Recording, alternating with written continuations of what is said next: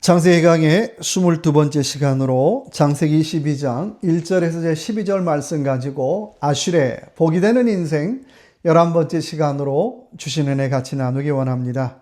여러분, 우리나라에서 제일 어려운 시험이 무엇인지 아십니까? 예전에는 사법고시라고 불렀는데요. 2018년부터는 변호사 시험으로 바꾸어서 시험을 치르고 있는 변호사 시험이 제일 어려운 시험입니다. 변호사 시험을 치르려면 보통은 로스쿨을 졸업하고 2, 3년 이상을 준비한 후에 볼 수가 있는데 매년 1월 초에 시험을 치르게 됩니다. 총 5일에 걸쳐서 시험을 보기 때문에 체력도 좋아야 되고 집중력도 좋아야 됩니다. 변호사 시험에 통과되어야 판사나 검사가 될 수가 있고 법무관이나 기업의 법무팀으로도 취직을 할 수가 있습니다. 총 5일 동안 13가지 법에 대해서 시험을 치르는데 작년에는 3,336명이 응시해서 1,744명이 합격을 했다고 합니다. 그런데 그 중에 87%가 서울대생이라 그래요. 그러니까 지방대 로스쿨 졸업생들은 합격률이 20% 정도에 불과하다는 거예요. 얼마나 합격하기가 어려운가를 보여주고 있습니다. 그런데 오늘 하나님께서 변호사 시험에 못지않는 시험 문제를 바로 아브라함에게 내고 있습니다. 창세기 21장에 보니까 75세 때부터 약속했던 선물인 이삭을 주고 계십니다.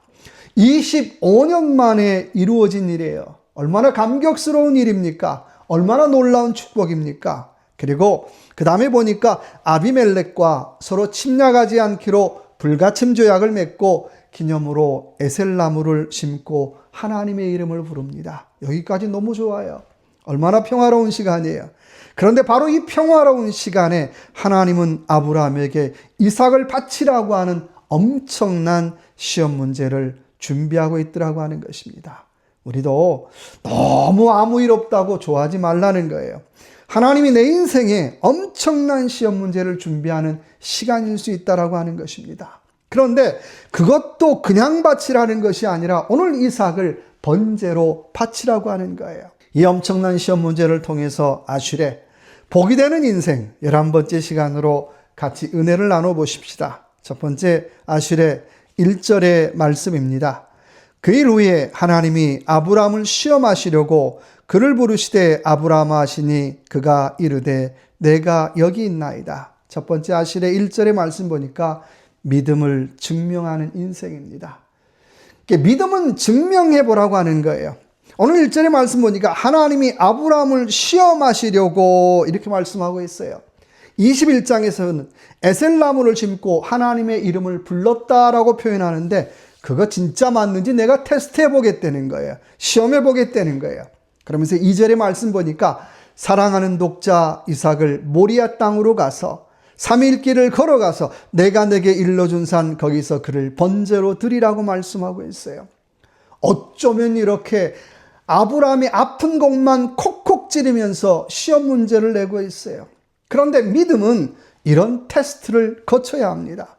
여러분, 시험을 치르지 않는 축복은 없어요. 시험을 거치지 않은 축복은 없더라는 거예요. 내가 맨날 말로는 나는 고등학교를 졸업할 실력이 있어 라고 말하면 무엇하겠어요? 정말 고등학교를 다녀서 졸업시험에 합격하든지 아니면 고등학교 검정고시를 봐서 합격을 해야 진짜 고등학교를 졸업할 실력이 있는 것입니다. 내가 말로 떠드는 것은 아무런 의미가 없다는 거예요. 정말 실력이 되는지 테스트를 통해서 증명해 보라고 하는 거예요. 여러분, 세상에 말로 믿음이 안 좋은 사람이 어디가 있겠어요? 다 만나보세요. 교회 안에서 전부 다 믿음이 좋아요. 그런데 정말 테스트를 거쳐봐야 그 사람의 믿음의 정도를 알 수가 있더라는 거예요. 말로는 목사처럼 믿음이 좋은 사람이 어디 있겠어요? 그런데요, 조금만 힘들면 아이고 하나님 나를 죽여주십시오라고 기도했던 저예요. 이게 저의 믿음의 수준이에요. 말로는 대학생 믿음, 말로는 어른의 믿음이라고 했는데 하나님의 테스트를 쳐보니까 이게 초등학생 정도도 안 되는 믿음을 가지고 있더라는 거예요. 여러분, 여러분의 믿음을 증명해 보이시라는 것입니다. 여러분의 믿음을 하나님 앞에 증명해 보이라는 거예요. 말로 하지 말고 삶으로 증명해 보이라고 하는 것입니다.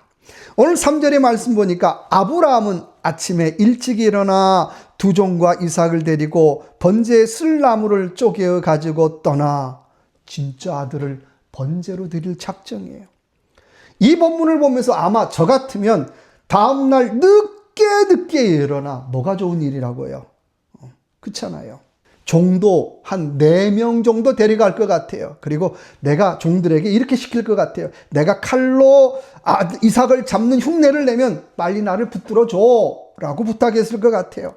그리고 번제에 쓸 나무도 물에 푹 젖은 나무, 푹 젖은 통나무 가져갈 것 같아요. 그리고 하나님 앞에 나무가 안 타서 못 드렸는데요. 나무가 안 타서 못 드렸습니다 라고 변명할 것 같아요.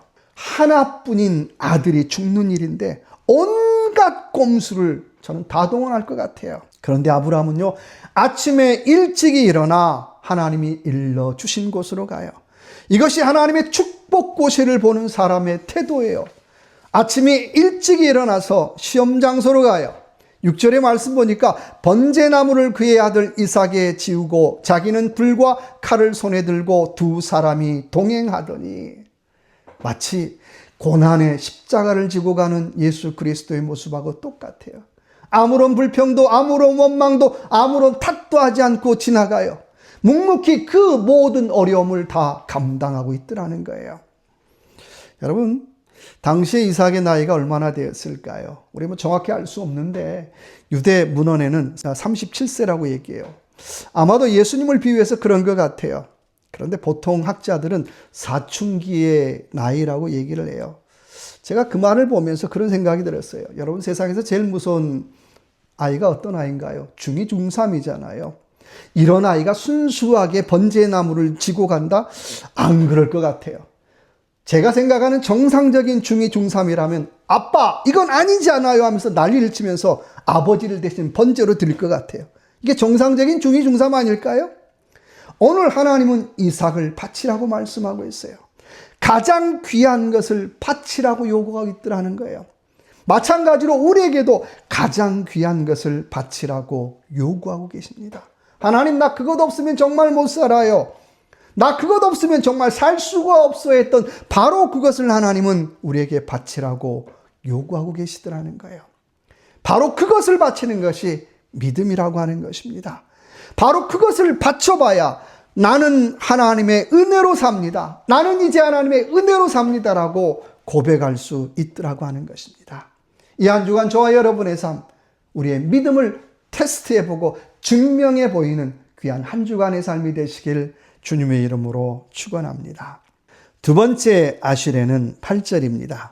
아브라함이 이르되 내 아들아 번제할 어린 양은 하나님이 자기를 위하여 친히 준비하시리라고 두 사람이 함께 나가서, 두 번째 아시레는 믿음의 고백이 있는 인생입니다. 두 번째는 믿음의 고백이 있어야 한다는 거예요. 오늘 아브라함은 하나님 앞에 축복 고사를 치르는데 이런 고백을 해요. 5절의 말씀 보니까 종들에게 여기서 기다리라, 내가 아이와 함께 저기 가서 예배하고 우리가 너희에게로 돌아오리라고 말씀하고 있어요. 그러니까 하나님 앞에 같이 예배하고 같이 돌아오겠다는 거예요. 하나님은 아들을 바치라고 했는데 아니야, 같이 예배하고 같이 돌아올 거야, 살아서 올 거야 라고 믿음을 고백하고 있습니다. 하나님은 죽일 거야 라고 말씀하고 있는데 아닙니다, 나는 살 것입니다 라고 믿음을 고백하고 있더라는 거예요. 또 8절의 말씀 보니까 또 하나님이 번제할 어린 양은 친히 준비하시리라라고 고백하고 있어요. 그러면 그렇지 않을까요? 하나님이 약속으로 준 자식인데 다시 데려가면 그거 선물 아니잖아요. 죽이면 선물 아니잖아요. 거기다가 번제로 드리라고요? 아이, 피 흘리지 말라고 여태까지 말씀하셨는데 피 흘려 죽이는 것 앞뒤가 맞지 않잖아요. 그래서 아브라함은 하나님이 준비해 주실 거야 라고 하는 위대한 믿음의 고백을 하고 있어요. 설령 그렇지 않을지라도 하나님이 큰 뜻이 있을 것이다 라고 하는 믿음으로 나아가고 있더라고 하는 거예요. 이 고백대로 이삭은 죽을 뻔했다가 다시 살아나요. 마치 십자가에서 죽었다가 다시 살아난 예수 그리스도와 비슷하잖아요. 많은 심리학자들은 이 사건을 이삭의 트라우마라고 불러요. 그런데 이삭만 트라우마가 있었겠어요? 아들을 잡으려고 했던 아브라함 아버지의 트라우마는 없었을까요? 아마 더 큰 트라우마가 있었을 것 같아요. 그러나 믿음은 이런 트라우마를 이기는 것입니다. 이런 트라우마를 이기고 믿음을 고백하는 거예요. 그래서 믿음은 고백만큼 성장하는 거예요. 나의 고백만큼 믿음이 성장하더라고 하는 거예요. 나의 고백만큼 축복을 경험하더라고 하는 것입니다. 14절의 말씀 보니까 그곳의 이름을 여호와 이레라 하였으므로 오늘날까지 사람들이 이르기를 여호와의 산에서 준비되리라 하더라. 여러분, 여호와 이레 그냥 나온 말이 아니에요. 가장 사랑하는 것을, 가장 귀한 것을 하나님 앞에 바칠 때에 고백되어진 말이라고 하는 거예요. 그러니까 그냥 여호와 이레는 없어요. 가장 귀한 것을, 가장 아끼는 것을 바치는 것도 없는데 하나님이 준비하실 거야 여호와 이레. 여러분, 희망 고문이에요. 여러분, 착각이에요. 요즘 많은 젊은 목회자들이 개척하면서 입에 달고 다니는 말이 무슨 말입니까? 여호와 이레. 하나님이 준비하실 거야. 하나님이 준비하실 거야. 그런데 실패를 경험하는 경우가 많잖아요. 왜 그렇습니까? 여러분, 여호와 이레는 부적 같은 말이 아니라는 거예요. 정말 나의 소중한 것을 드릴 때, 정말 나의 귀한 것을 드릴 때 그런 후에 고백되어지는 나의 신앙의 고백이라고 하는 것입니다. 정말 하나님이 준비하실 거야. 내가 아들도 바쳤는데 내가 무엇을 못하겠어. 하나님이 준비하실 거야 라고 고백하는 거예요. 그냥 여호와 이레가 아니더라고 하는 것입니다. 대가를 치르고 희생을 치러야 얻을 수 있는 이름이라고 하는 것입니다. 여러분, 고난 없는 축복은 없어요. 이 한 주간 저와 여러분의 삶, 이런 여호와 이레의 믿음의 고백이 있는 그런 복이 되는 인생을 살아가는 귀한 한 주간의 삶이 되시길 바랍니다. 세 번째 아시레는 11절의 말씀입니다.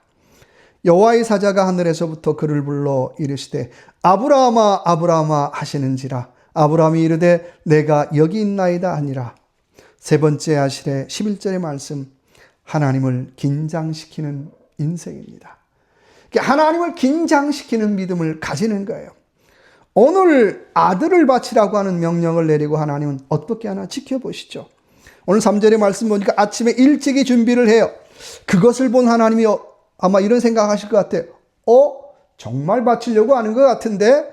6절의 말씀 보니까 번제나무를 이삭에 지우고 불과 칼을 들고 동행하더니 정말 바치려고 하나? 9절의 말씀 보니까 이삭을 결박하여 제단나무에 놓고 칼을 잡고 아들을 잡으려 하니 진짜 바치네? 그래서 11절의 말씀 아브라함아 아브라함아 라고 두 번씩 불러요.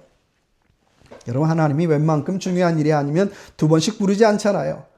하나님이 한 번만 불러도 다 알아듣잖아요. 그런데 두 번씩이나 아브라함의 이름을 부르고 있더라는 거예요. 그만큼 급했다는 거예요. 그만큼 중요하다는 거예요. 세상 말로 아들을 바치는 아브라함이 긴장했어야 되는데 오늘 시험 문제를 낸 하나님이 긴장하고 있더라는 거예요. 쟤 정말 바치면 어떡하지라고 하는 하나님의 떨림이 느껴지고 있는 대목이에요. 여러분, 신앙생활은 왕도가 없어요. 꼼수가 통하지 않더라는 거예요. 힘들어도 정도만 있을 뿐이에요. 그냥 통과해 보는 거예요. 여러분, 저와 여러분도 마찬가지잖아요. 이래도 안 되고 저래도 안 되면 그냥 통과해 보는 거예요. 세상 말로 하나님 때리는 분 아니지만 때리겠다라고 하시면 어때요? 그냥 하나님 잘 맞고 하나님 내가 그래도 하나님 원망하지 않고 통과하기를 원합니다.